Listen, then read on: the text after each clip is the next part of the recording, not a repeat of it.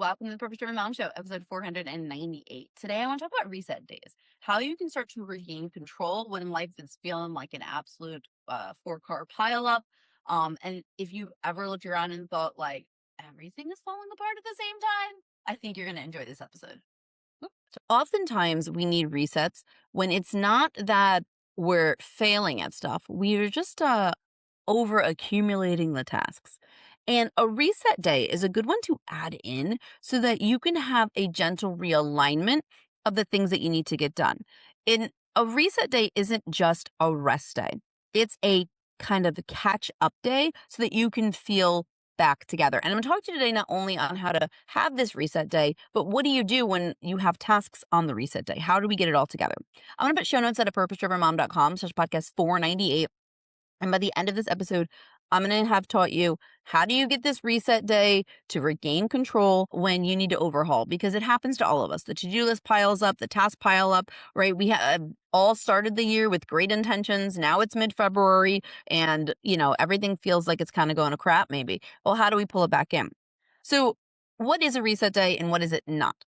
A reset day is a pause to kind of clear out some of the mental, the emotional, the logistical clutter. It's not just a sprint through everything you have to get done. It's not just, let me catch up on everything right now so I can just keep going a million miles an hour. And it's not a punishment for falling behind. Reset days are actually maintenance, not emergencies.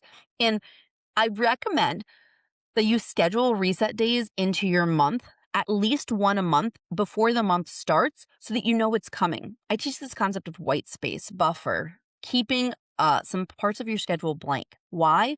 Because you're going to need them. The tasks are going to pile up. You're going to think you have this great plan. Then Monday hits, you're in the shower, you think of 100 tasks, then you feel behind. So I like to set myself a reset day once a month. I pre-plan what the day is going to be. Because I'm real. I know that I'm going to get behind on stuff. So why not plan for it instead of jamming everything in? I also give myself at least one, if not more, white space buffer block a week. This is for the catch up of the things I need to get done and to give myself a little bit of time. And if you can schedule yourself a little buffer block every day, I also recommend. So small tasks pile up so fast when we don't have systems, when we don't know where to go, right? We miss a routine. We get up late. Things throw you off. You also will either under or overestimate how long a task takes. So I might have a task I want to get done. It's unfinished because I gave myself an hour and I could have used two. Often we also deal with the emotional stress of being a human being.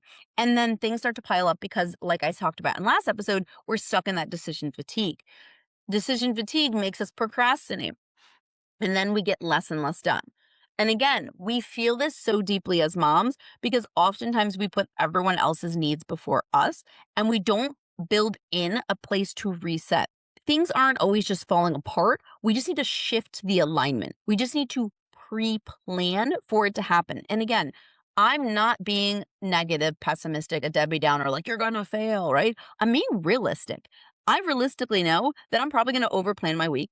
I also know that stuff's going to pop up that I forgot to do because I'm a human being and I need space for it. So if you can intentionally plan out reset days, again, I recommend one a month. If you can have one full reset day a month, and if you can have one reset block a week, you're going to be set up for success. So if every day is feeling heavier and heavier and louder, you really could use this. And if you're feeling a little bit more reactive than intentional, I'm telling you, reset day is going to get you there. I want you to be like, I'm in charge of my time, even though it falls apart often, so I can be intentional about what I need. If you're always feeling behind and you're like, I wish I could have one day, 24 hours to do what I got to do to catch up, to reset, to get ready, perfect. All right. You're going to want one of these days. Now, what I can't give you is a day where the world pauses. I can't give you a day where nothing else happens or nothing piles up. But if you can proactively plan yourself a reset day, it's going to help you know that even though things feel out of control right now, I can get them back on track. I want to talk to you before we talk about how do you fit this in your schedule. The mistakes I see moms make when they're like, great, a reset day. All right, I'm going to get everything done. I'm going to get everything done that I haven't gotten done all month. I'm going to do it all in one day. Why is this a mistake? Because it's not giving you space to also do the emotional reset. It's just doing the physical stuff reset, which is great. It's important, but it's not the only reset you need. So when you're trying to do everything, you're just back on the hustle burnout cycle. Oftentimes, I notice moms will try to use these reset days to overwork, right? I'm piling everything in to fix their life. If I could just have 24 hours, I could just get it all done. It'll all be fixed. Or to shame themselves for all the things I do. Well, I could relax, but I can't because I got behind on all these things. It backfires, right? You're adding more pressure instead of the relief that a reset day is supposed to give you. They are about regaining clarity, not just about completing all your tasks. Yes, are we going to get some tasks done?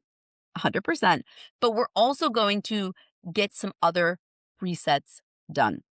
Now, I like to schedule a task reset day, but I also like to give myself a mental and emotional reset day too each month. So that's two reset days I'm suggesting. One is more about a reset for your body, and the other is a reset for your task list. So let's talk about the practical one because I know that's the one you want. And then we're going to talk about the one that I know that you need, that you're more resistant to scheduling.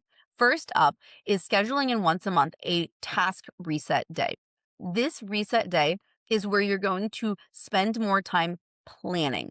You're going to get a big brain dump done, get all your tasks out, decide, hey, what has to happen to get done? I recommend this one be maybe like the mid-month point.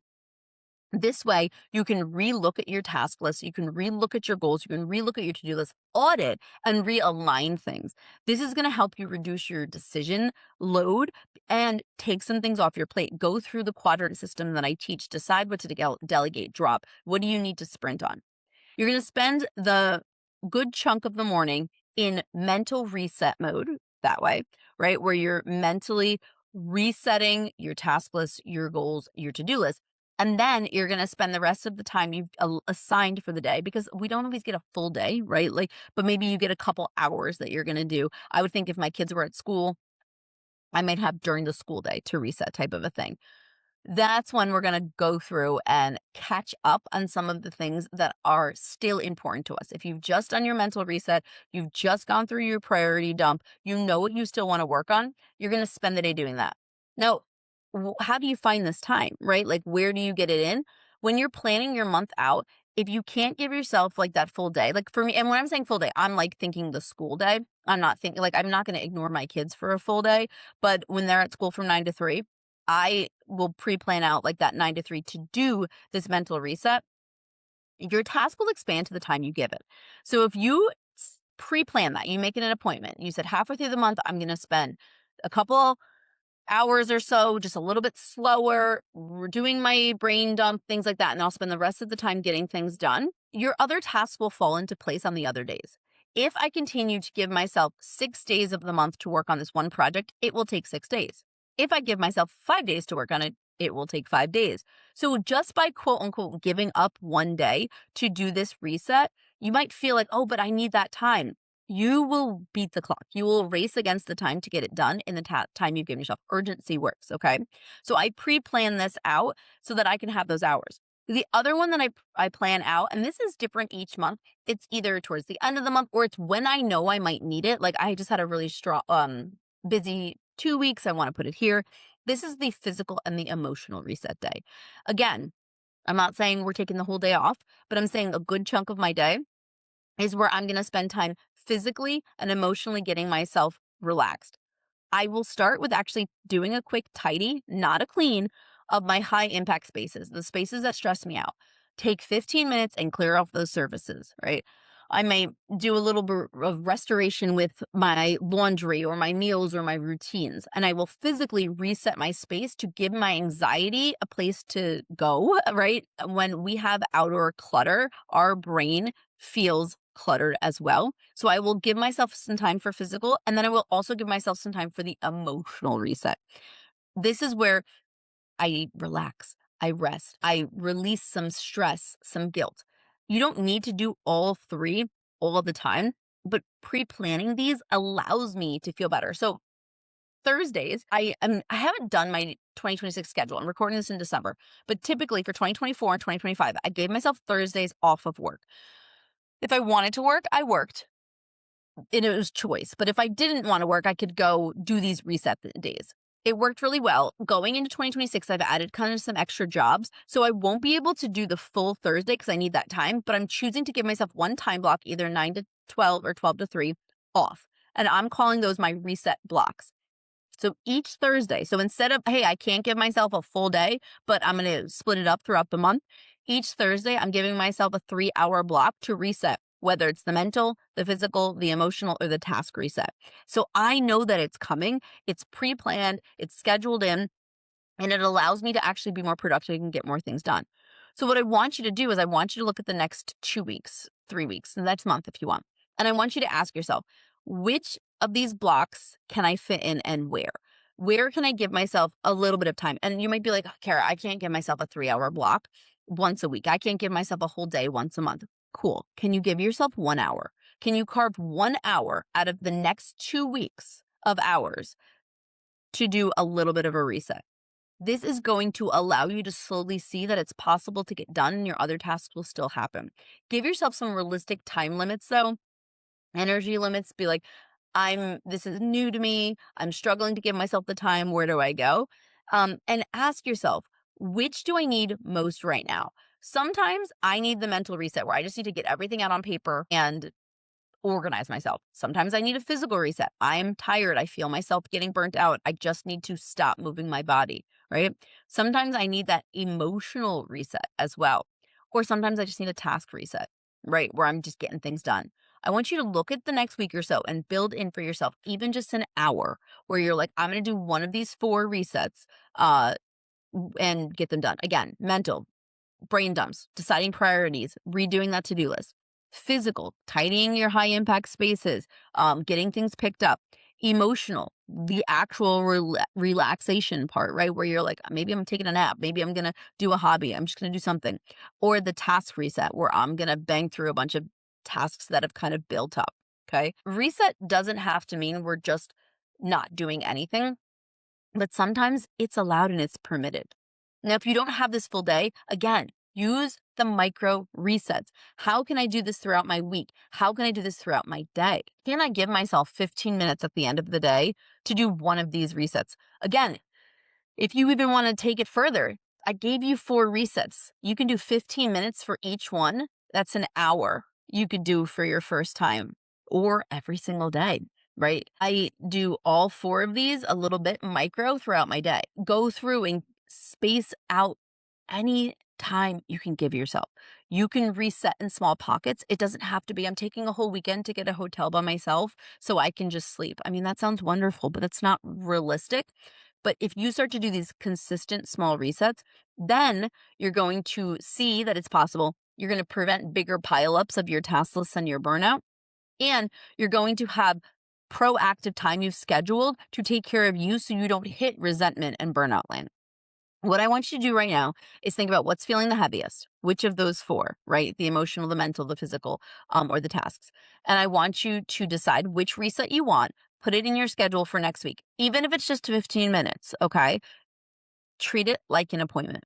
You don't need to get it all together all the time because you're not going to have it all together all the time. But I want you to start to add reset days in as a rhythm and something you proactively plan, not a reaction to I'm feeling scrambled and an emergency. Okay. You're allowed to pause, to recalibrate, to begin again, especially now, February, where you're like, does this goal still matter? I'm halfway through the quarter. What do I want to do? All right. You're doing your best. And I think this is a good proactive tool that you can add in for yourself that's going to help you stay on top of the things that pop up and the things that are actual priority based emergencies. Show notes are at purposedrivenmom.com/podcast 498. Enjoy, and please, I encourage you to share this with another mom friend who probably could use the reset.